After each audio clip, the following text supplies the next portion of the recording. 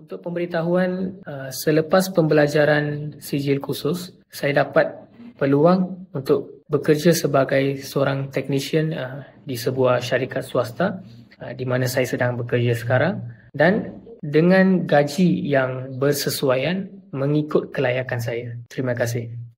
CQTech bukan teori semata-mata. Kami latih pelajar dengan kemahiran sebenar ikut standard industri. Belajar terus dari trainer bertauliah. Setiap pelajar akan siap sedia untuk masuk ke dunia kerja. Dan sekarang kami tambah modul IoT supaya anda selangkah ke depan.